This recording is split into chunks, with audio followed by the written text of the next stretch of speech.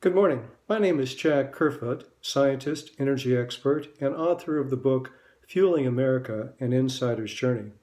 My podcast today is on the evolution of America's energy policies. America became a net importer of oil in 1951 due to the post-World War II booming economy and, of course, the automobile. After 1951, America's energy policies have been primarily shaped or driven by supply of oil and the cost of global oil and gas prices. In June of 2005, oil prices set new highs at $60 a barrel and were forecast to go substantially higher in just a few years. On August 8, 2005, President George W.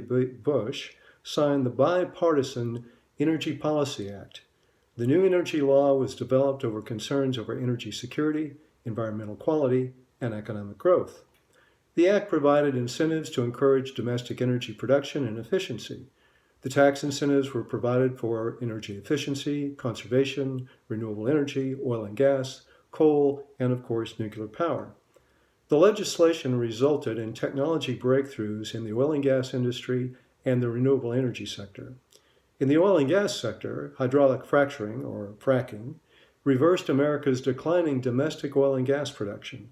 In the renewable energy sector, new technology improved wind turbine and solar-powered performance, driving down the cost of power.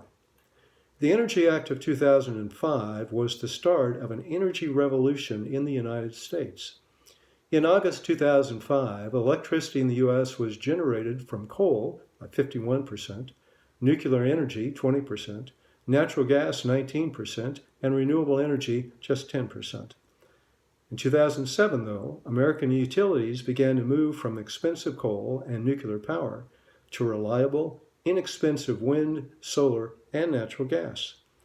By April 2019, electricity in the United States was generated from natural gas, 48%, renewable energy, 22%, coal, 21%, and nuclear at 9%. Today, the cheapest form of power in the United States without any tax incentives are onshore wind, followed by solar energy, and then hydropower. The cost for electricity from coal-fired power plants is more than double the cost of renewable energy.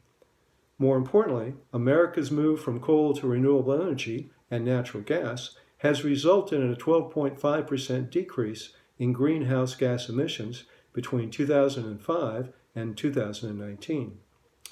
It's important to understand that no fossil fuel, oil, coal, or natural gas, is renewable, and the world will eventually run out of all the fossil fuels. The world is currently consuming over 37 billion barrels of oil per year and replacing less than 5% of this of the annual production. Even with enhanced recovery, fracking, and just conventional exploration. British Petroleum estimates the world has approximately 50 years of proven oil reserves in the world. British Petroleum also estimates there may be 80 years of proven natural gas reserves. The highest quality coal, anthracite, has been virtually mined out around the world, leaving only lower quality gray coal. The renewable energy tax credits in the Energy Policy Act of 2005 expire on December 31st, 2020. Will Congress be able to develop new energy legislation in the current polarized political environment? Will America ever develop an energy policy that will now not allow our country to be held hostage by foreign governments? On July 30th, 2019, the Senate Environment and Public Works Committee voted unanimously to advance a broad bipartisan fueling infrastructure for electric and hydrogen-powered vehicles. President Donald Trump has even tweeted out support of the bill. The bill aims to establish a grant program that would be available to states, counties, municipalities, tribes, and agencies to work to make public charging infrastructure more widely accessible.